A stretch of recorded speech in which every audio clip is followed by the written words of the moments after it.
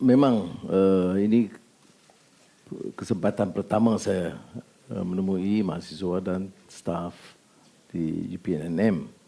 Dan tentu harapannya agak tinggi kerana ada yang agak istimewa, yang unik dalam pembentukan dan latihan di universiti ini. Universiti ini mempersiapkan tenaga barisan depan pertahanan negara. Kecekalannya, kepintarannya, kemahirannya, keterampilannya, semua itu diasaskan di sini. Maka tidak salah kalau kita meletakkan harapan yang tinggi dan tanggungjawab yang besar. Dan saya datang untuk bagi mesej itu, bahawa memang benar melalui Kementerian Pendidikan Tinggi, Kementerian Pertahanan, tumpuan itu yang agak utama di universiti ini. Bukan maksudnya untuk meminggirkan kepentingan universiti lain. Tetapi mana-mana negara, permulaannya itulah keselamatan. Saya masih ingat lagi bila Khalifah Umar Abdul Aziz, itu yang dia sebut Umar Thani, salah seorang pemimpin Islam yang terkemuka selepas Khulafaur Rashidin. Itu bila ditanya oleh anaknya, Abdul Malik, anaknya itu semangat kental, kuat, minta ayahnya itu laksanakan Islam segera, jangan tolak ansur. Jangan tolak ansur untuk melaksanakan syariah dan sebagainya. Nah, kebijaksanaan pimpinan ini, jawapannya itu menarik. Ya. La ta'jal ya bunayya. Jangan gopoh, wahai anakku. Kerana kalau gopoh, ada kerusakan. Dia jawab susulan beri itu, suatu hal yang sangat relevan untuk perhatian saudara.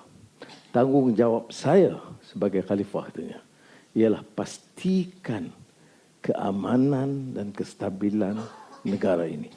Itu masa itu wilayah Islam masa itu. Ya. Nah, ini kadang-kadang dalam kita memacu pertumbuhan yang agak cergas dan rancak, kita lupa. Saya lihat dalam perdebatan di parlimen dan sebagainya, ini dianggap sebagai suatu yang biasa. Dia lupa bahawa negara ini boleh memacu pertumbuhan. Negara ini boleh dianggap sebagai semiconductor hub. Dia boleh menuju ke arah energy transition dan mendapat tarikan dunia pelabur-pelabur besar dalam bidang digital dan AI. Itu kerana apa? Kerana negara ini aman dan stabil. Maknanya faktor keselamatan negara dan anak-anak muda dilatih untuk memimpin benda ini. Itu satu tugas yang sangat besar. Saudara-saudara lebih arif daripada saya tentang teori peperangan. Clausewitz ataupun Don Kagan. Ya. Peperangan atau serangan kadang-kadang berlaku dalam keadaan yang paling mengejutkan, tidak dijangka. Winston Churchill sebelum Perang Dunia Kedua, tak kala berbicara soal Hitler, tidak ini soal orang anak muda yang bengis dan fikirkan soal kekuatan dan semangat negara dia, Nazism dan sikap pelampau, tapi tidak berbahaya. Itu Churchill. Churchill itu di antara yang dianggap sejarawan, pemikir pintar, walaupun dia a great imperialist, kejam terhadap negara-negara yang dijajah. Tapi saya nak nilai dia sebagai kepintaran dia. Masih melakukan kesilapan besar. Apa kesilapan besar? Dia tidak menganggap ada kemungkinan serangan. Saya tidak mengandaikan kita ada masalah itu. Jangan kalau media dia kata Anwar membayangkan Malaysia akan diserang pada bila-bila masa. Jangan dong. Ya. Tapi yang saya katakan, mana-mana negara pun dia tidak boleh remehkan soal persiapan yang cukup. Ya. Apa maksud persiapan? Minta maaf je sekejap. Ya, tak apa, silakan. Saya pernah jadi profesor, itu masalahnya. Ya. Kuliah panjang. Persiapan yang dimaksudkan itu tentulah latihan, kecekalan, keterampilan, kepintaran, pemikiran yang strategik dan kelengkapan yang baik. Dan ini ada kaitannya dengan soal disiplin dan nilai. Sebab itu kalau soal disiplin di universiti lain tu penting, dia maha penting di universiti ini. Ya. Saya sebut kepada Naib Chancellor tadi, 5 senior saudara yang di Sungai Buloh. Saya kebetulan tak kala training di Sungai Buloh, saya sempat jumpa mereka. Anak-anak tu baik, sopan, cerdik.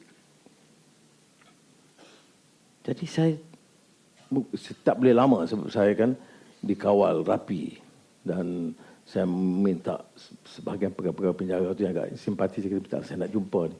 Apa problem dia sampai macam tu sekali? Nah, ini saya nak bagi pandangan supaya anak-anak betul-betul teliti. Dia kelompok kecil. Dia bukan mewakili keseluruhan mahasiswa. Tapi budaya itu mengizinkan. Dan ini budaya samsing, bully, gangsterism dalam sistem pendidikan kita di sekolah-sekolah. Sekolah kebangsaan, sekolah Cina, sekolah Tamil, Mahat Tahfiz, sekolah agama. Ini menyebutkan aliran kegilaan ini kerana kita bicara soal ilmu dan rituals, tidak akhlak dan nilai. Kita ada disiplin ketenteraan, tapi tidak tahu disiplin itu mendidik manusia. Yang disebut dalam Al-Quran, وَلَقَدْ كَرَّمْنَا بَنِي Adam, itu mengangkat darjat kemanusiaan. Itu tidak hanya pada ilmu itu penting, tapi pada penghayatannya. Sebab itu kalau tanya saya, apa dia falsafah pendidikan? Itu dalam rumusan hadis Nabi Muhammad SAW, Addabani Rabbi fa'ahsan ta'dibi. Ya, itu melatih, mendidik adab dan akhlak. Jadi ini cabaran bagi kita. Ya, pimpinannya, Naib Chancellornya, Profesor dan pensyarah. Masuk saya dan rakan-rakan menteri bahawa dalam program pendidikan dan latihan, itu aspek nilai dan akhlak ditekankan. Kerana kelemahan kita menyebabkan kita ambil sikap permisif, mengalah, tolerant terhadap bullying. It cannot happen if the culture reject that. It creates a tradition and culture because it is generally accepted, and this is sickening thing yang berlaku dalam negara kita. Sebab itu saya bagi tahu kepada Menteri Pendidikan, jangan tolak ansur. Kita dah bagi amaran, bagi nasihat, jangan tolak ansur sama sekali kerana ia tidak berlaku secara terpisah. Ia berlaku kerana budayanya yang kita pertahankan. So saya nak mengulangi itu. Apa hubungan dengan pendidikan yang nak sampaikan? Kerana apa artinya kepintaran dan keterampilan dan kehebatan dan kemuliaan tanpa nilai dan akhlak dan adab. Kita latih pemimpin-pemimpin dunia yang dianggap korupnya. Apa dia sudah ingat dia bodoh? Tidak ada pendidikan? Tidak ada kemahiran? Ada. Tetapi rendah akal budinya dan nilainya. Dan ini termasuk yang saya katakan sistemik dalam semua bidang. Termasuk apa yang dibicarakan sudah dalam bidang ketenteraan. Cara beli senjata, cara tender, cara rundingan, cara commission. Ini semua ada kaitan dengan nilai dan akhlak. Jadi cabaran pada anak-anak ialah keterampilan, kebijaksanaan dan tentunya nilai. Sebab itu dalam ini yang kalau saya sering sebut kalau dalam dialog dengan anak mahasiswa, bila Sayyidina Ali ditanya tentang education, dia kata mesti sampai ke tahap lazzatul ma'rifah, the love for scholarship with good character and good values. You see, dia sebut ma'rifah. Ma'rifah ni wisdom. Wisdom itu hanya dengan pemupukan nilai. Kalau saudara yang familiar dengan Western literature, I'm sure Jessica is, T.S. Eliot, for example, dia categorize information, knowledge, wisdom. Kita ni information bercambah dengan social media, dengan IT. Name it, you have the answer. That's called information. Ada information yang menyesatkan, yang merendahkan akal budi, yang corrupt your mind, itu juga information. Sebab itu kita categorize information dengan ilmu, knowledge. Knowledge, ada knowledge yang membawa kebaikan dan yang membawa kerusakan. Sebab itu dia ada information, knowledge, atas sekali itu wisdom. Ini selari dengan apa yang disebut oleh Sayyidina Ali bin Abi Talib radhiyallahu an, lazzatul ma'rifah, bahwa is not just mushrooming of information, abundance of knowledge, but wisdom that one need to acquire.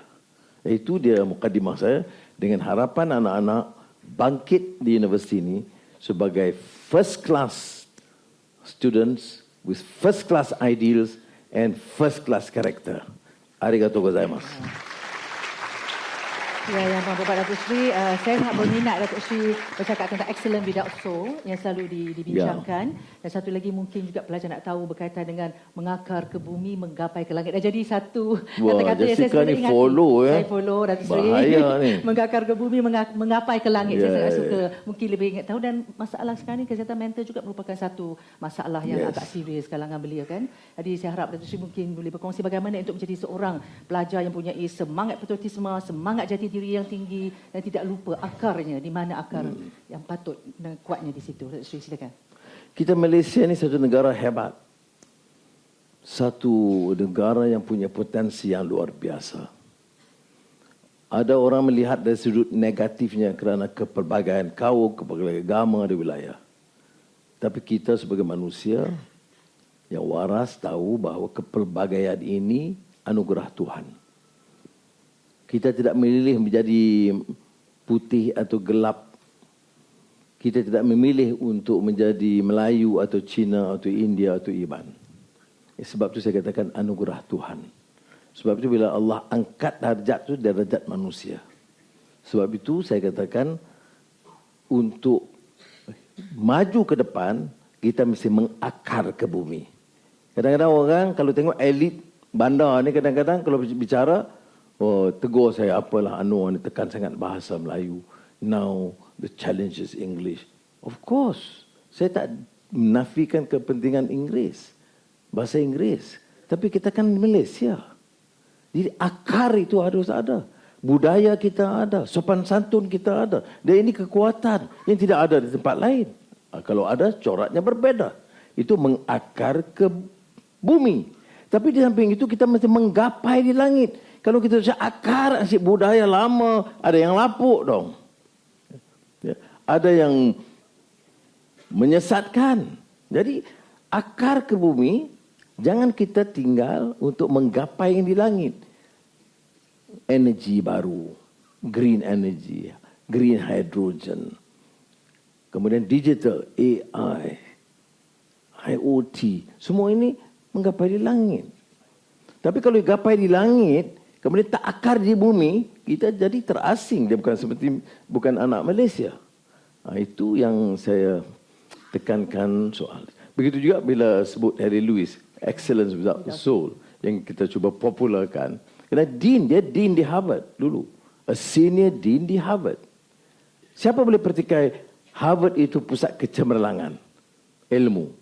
Name it, the top professors, top scholars. Saya ingat kalau masa saya mengajar di Georgetown, ke beberapa siri kuliah di Harvard itu soalan itu, mana seorang profesor ataupun penceramah mesti datang dengan persiapan yang cukup rapi untuk tajuk yang tertentu. Kerana anak-anak itu dilatih creative thinking, critical thinking. Dia tidak hanya angguk dengar, no, question. Meneroka alam pemikiran baru. Tetapi kata Harry Lewis, yes, excellence. Tapi yang tidak ada apa? Soul. Dia tidak ada jiwa, tidak ada akal budi. Jadi ada Boston, a great university. Di luarnya ada orang kulit hitam yang didiskriminasi. Itu tidak mengganggu mereka. Tidak menyentuh hati nurani dan dhamir mereka. Ada Islamofobia, itu tidak menyentuh mereka. Ada kemiskinan yang merempat, tidak mengganggu mereka. Kerana dia hidup dalam menara gading yang terpisah dari masyarakatnya. Ini disebut excellence without a soul. Yang kita nak di universiti ini, excellence dan mesti ada soul. Ya, ini yang saya katakan, mengakar ke bumi. Dia answer je. He made reference to Henry Lewis. no. Yeah, the other thing you mentioned pasal gangguan mental. Dalam belanjawan Madani yang terbaru ni, saya berikan fokus yang tertinggi dalam isu ni. Ya, sama ada isu gangguan mental dan juga anak-anak yang autism itu diberikan tumpuan yang agak dan belanja peruntukan yang agak tertinggi dalam sejarah. Sebab saya tidak mahu bicara soal keadilan sosial dan masyarakat ini tersisih daripada arus perdana. Sebab itu bagi saya soal kemiskinan tegar saya tidak tolak ansur. Ada pengajaran juga. Masa saya muda, kita terlibat dalam peristiwa baling anak-anak rakyat masa itu menderita kerana kemiskinan harga getah yang merudum. Dan kita bantah, demonstrasi sikit, dihantar ke Kemunting 2 tahun tanpa bicara. Itu latihan saya universiti pertama selain daripada Universiti Melaya. Tapi apa pengajarannya? Bahawa ada keinginan untuk benar-benar selesaikan masalah kemiskinan. Sebab itu kita perkenalkan penyasaran subsidi. Kita kata T10 atau T15 ini. Maknanya orang kaya bayarlah lebih sikit. Kita sekarang subsidi, bagi subsidi. RON 95, RON 97, kita subsidi. Yang mahasiswa naik kereta ke motor pun bagi subsidi. Okey. Tan Sri Shah Azman Rolls Royce pun subsidi juga. Nanti personal. Dan maknanya, tapi kalau kita dia bayar, bukan bayar ekstra dah, bayar tanpa subsidi. Itu saja yang kita buat. Maknanya bagi 85% rakyat kita bagi subsidi. 15% teratas yang sedang kita kaji, ya, berapa 13,000 mungkin agak terlalu rendah, nak tingkatkan lagi. Tetapi yang RM100,000 sebulan, ada RM1,000,000 pendapatan sebulan. Tapi kalau dengar perdebatan di Parlimen, saya dengarkan lemas juga. Lebih ramai ahli Parlimen yang berbicara pertahankan 315 daripada yang rakyat 85%. Yang bawah M40 dan B40 dan T20 yang di bawah tu. Jadi saya rasa aneh. I'm sure Zamri kali pun dengar, tengok dalam perdebatan. Oh, apa ni jadi? Ya, siapa anti maha kaya? Saya tak anti maha kaya. Saya cuma kata, kamu kaya janganlah pergi dapat ambil subsidi. Kamu kaya bayarlah. Okey? Nah, pergi hospital. Kalau hospital kerajaan, kamu pendapatan kamu RM100,000 sebulan. Bayarlah sikit. Maka yang hospital tu boleh. Now, universiti. Termasuk UPNM. Kalau ayah saudara, ya, pendapatannya RM100,000 sebulan. Munasabah tak kita ambil sikit yuran tambahan berbanding. Maknanya tidak semua sponsor. Saya rasa munasabah. Apakah itu diskriminate? Tak. Kan dia mampu. Apakah beban dia sampai bayar tinggi? Tidak. Bayar ala kadar. Dengan ini pendapatan universiti bertambah. Kita bantu yang di bawah. Ini saja yang falsafah kita. If you want to assist and care for the poor, we must have adequate resources. Yeah. We inherit huge debt of close to 1.5 trillion ringgit. We don't want to tax the people. So we tax a little the very rich and we withdraw subsidy to the very rich. That is essentially the philosophy, the economic philosophy of, people say it's Robin Hood, taking from the rich, giving to the poor. It's not even Robin Hood. It's just withdrawing the subsidy, which means Malaysia happens to be one of the few countries in the world with the highest subsidy and the least tax base, smallest tax base. So we subsidize everybody. Can you imagine electricity? Before we conducted this program, implement this subsidy rationalization, the richest man in the country, through our policy, misguided, get subsidy from the government for his 10 or 15 air conditioning in his house. I mean, that is not fair. Are we taxing him extra? No. We're just saying, you pay cost price. Don't receive subsidy. To me, it's fair. If they want to make use of this as a political issue and say that we are unfair or unjust, as they do, it's their business. Saya nak bagi tahu saudara, saya dah lama ni bertarung di luar. Saya dapat mandat dengan teman-teman saya. InsyaAllah, we will do our best. Kita akan laksanakan sebaiknya selamatkan negara ini dan selamatkan rakyat terbanyak. InsyaAllah.